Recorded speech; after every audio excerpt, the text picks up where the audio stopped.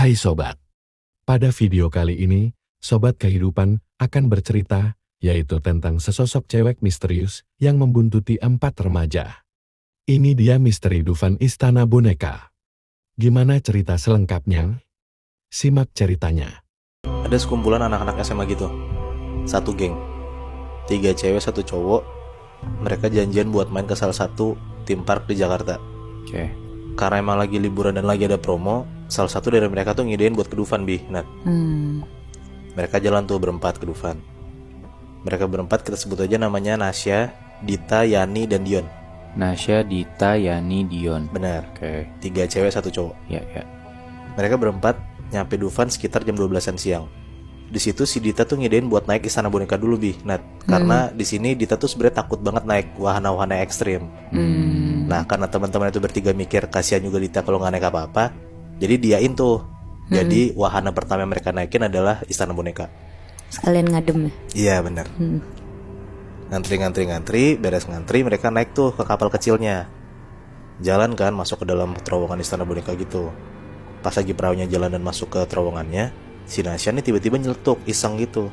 Ih, kalau di sini malam-malam bonekanya gerak sendiri tahu gitu. Anak-anak tuh cuma pada ketawa-tawa doang karena posisinya juga mereka lagi bercanda-canda seru kan. Iya. Mereka nunjuk tuh satu boneka yang kanan, satu boneka yang kiri. Pokoknya tuh mereka komen-komenin lah boneka-boneka di sana. Nah tiba-tiba pas Yani nunjuk bonekanya sambil ngomong, ih kocak banget boneka di sana mukanya aneh gitu. Nah di situ Nasya langsung lihat tuh boneka ditunjuk sama Yani. Tapi di situ posisinya Nasya salfok banget. Bukannya ngeliatin bonekanya, tapi di situ Nasya ngeliat ada kayak sosok cewek di belakang boneka yang Yani tunjuk. Tapi cewek ini madep belakang. Jadi cuma kelihatan rambutnya doang gitu. Di situ si Nasya rada kaget lah dan makin coba ngefokusin penglihatan dia ke arah boneka itu. Tapi pas lagi fokus banget ngeliat si bonekanya, tiba-tiba badannya si Nasya dipukul sama Dion. Kayak, boy bengong aja gitu. Nah penglihatan si Nasya nih kabur abis ditepok kayak gitu sama Dion kan. Pas Nasya nengok ke belakang ke arah boneka itu, ternyata sosok cewek yang Nasya lihat hilang gitu aja. Udah nggak ada di sana. Di situ mereka beres naik wahana Istana Boneka, mereka keluar. Nasya ngomong, kalian lihat nggak sih di belakang boneka yang ditunjuk masa ada cewek gitu. Di situ anak-anak bilang nggak ada apa-apaan, malah bilang Nasya tuh ngarang gitu. Dita tuh ngomong kayak, masih siang kali, nggak usah ngarang, salah lihat kali orang di sana boneka semua gitu. Nah terus si Nasya tuh langsung ngomong, nggak ada yang gue bercanda, nggak ada kok cewek-cewekan kayak gitu gitu. Nah di situ tuh Dita ketakutan lah, ngoceh kayak jangan bercanda tempat orang gitu. Pokoknya tuh cewek-cewek langsung pada heboh lah. Karena nih cewek-cewek nih hawanya udah pada repot, Dion tuh nengahin lah buat ngajak makan dan sebat dulu, baru deh mereka naik wahana lain. Singkat cerita, mereka udah makan, udah sebat, naik beberapa wahana lainnya, dan di situ ternyata waktu udah nunjukin sekitar pukul jam 5 sore. Si Dion tuh bilang, ini kan udah sore, berarti udah tinggal beberapa wahana lagi yang bisa kita naikin. Gimana kalau misalnya kita naik yang basah-basahan? Dan anak-anak ngedein dan ngiyain buat naik arung jeram, kecuali balik lagi si Dita. Si Dita tuh bilang mager karena harus basah-basahan dan dia tuh gak bawa baju sama sekali. Dan dia juga bilang kalau misalnya dia takut naik arung jeram, karena katanya pernah ada anak kecil cewek pas naik arung jeram tuh meninggal. Jatuh gitu. Iya. Kenapanya? Karena perahunya tuh kebalik, habis itu meninggal, Nat. Dan mayatnya pun katanya gak ditemuin. Hilang. Anak-anak tuh ya kaget lah dengar kayak gitu, tapi tetap maksa buat ngajakin Dita main karena mereka tetap mau main, masa Dita doang gak ikut gitu kan. Tapi tetap aja si Dita tuh ngomong kayak, gue takut banget anjir, lu pada gak takut celaka apa, kan ada yang mati di sana, gue gak mau gitu. Nah si Nasya nih posisinya kayaknya rada sebel nih sama Dita.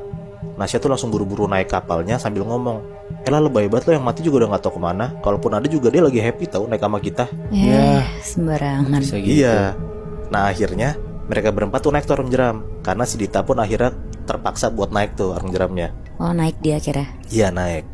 Seru banget lah, mereka tuh naik satu ban cuma berempat. Lagi-lagi pas mereka lagi seru naik arung jeram, Nasya tuh ngeliat Nat, di depan mereka, di samping-samping sungai arung jeramnya itu, kayak ada anak cewek berdiri tegak ngeliatin Nasya. Tapi di situ Nasya ngeliat jelas banget karena si anak cewek ini nggak madep belakang, nggak kayak di Istana Boneka. Anak ini ngeliatin Nasya dengan tatapan yang tajam banget, mukanya berdarah-darah, dan tangan anak cewek ini cuma satu, karena yang satu lagi putus. Nasya kaget dan merinding banget lah di situ kan. Tapi tetap aja si Nasya tuh denial dan berusaha buat kelihatan tenang biar teman-temannya nggak gimana-gimana. Nah tiba-tiba pas dia nengok ke belakang ke arah cewek itu, Nasya ngelihat cewek itu langsung terbang ke arah Nasya, dan cewek itu tuh langsung nempelin tangannya ke mata Nasya. Tuh Nasya nggak bisa ngeliat apa-apa sama sekali, Bi. Nat. Di situ tuh Nasya langsung teriak-teriak lah kayak, tolongin gue, lepasin gue gitu. Karena mereka berempat duduk kejauh-jauhan, di situ ya anak-anak cuma bisa ngeliatin Nasya lah sambil ngomong kayak, Sia lo kenapa? Gitu. Karena pakai seatbelt juga kan. Iya. Dan gak boleh berdiri, bahaya kan. Iya benar.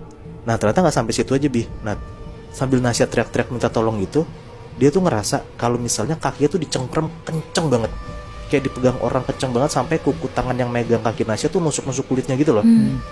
Di situ di tengah anak-anak lagi pada ngeliatin Nasya, si Nasya tuh makin teriak-teriak lagi, woi tolong lepasin gue, kaki gue lepasin gue gitu. Nah si Dita tuh sambil kebingungan liatin Nasya ngomong, lu kenapa sih Syah? Gimana kita mau ngelepasin nih, kita duduknya jauh-jauhan gitu kan. Nah untung banget abis si Dita ngomong kayak gitu, wahananya tuh selesai dan sampai di garis finish tuh.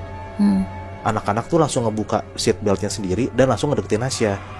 Mereka langsung nanya tuh ke Nasya, Syah lu kenapa tadi, lu gak apa-apa kan gitu. Nasya tuh sambil jalan sambil dipelukin anak-anak tuh cerita apa yang dia alamin di Arung Jeram. Ya anak-anak langsung kaget lah, langsung buru-buru nenangin Nasya kan. Dita tuh langsung nanya ke Nasya, Syah tapi lu sekarang gak bercanda kan? Beneran ada cewek di sana kan? Gitu. Nasya tuh ngomong kayak, beneran Dit, demi Allah gue ngeliat ada cewek anjir megang kaki gue, dia terbang ke arah gue gitu. Dan pas anak-anak lihat pergelangan kaki Nasya tuh beneran kelihatan, Bi. Nat, kayak ada bekas genggaman kuku orang yang dalam banget dan ngebekas di kulitnya Nasya. Ya denger Nasya ngomong kayak gitu dan ngejelasin dengan yakin, ya anak-anak langsung pada takut lah kan. Iya. Dita dan Yani tuh langsung kepikiran buat langsung buru-buru balik daripada ada hal-hal aneh kejadian lagi. Mana udah mau maghrib kan di sini karena posisi udah hampir jam setengah 6 jam 6 gitu. Nah Dion yang posisinya juga cowok sendiri, ya mau nggak mau harus tetap nenangin dan bikin suasana nggak tegang lagi kan. Dion tuh ngomong, yaudah Syah sekarang lo tenang dulu, kita makan dulu aja baru pulang. Lo makanya ngomongnya jangan macem-macem, soalnya gue denger dari tadi lo ngomongnya sembarangan gitu kata Dion. Nah Syah sambil nangis ngeyain lah omongan Dion kan. Akhirnya mereka udah beres-beres, ganti baju, mereka makan malam dulu di dalam Dufan baru mereka balik. Beres-beres makan semua sekitar jam 7-an malam, anak-anak siap-siap tuh buat balik. Di situ tuh si Dita sama Yani melukin Nasya sambil jalan ke arah luar Dufan.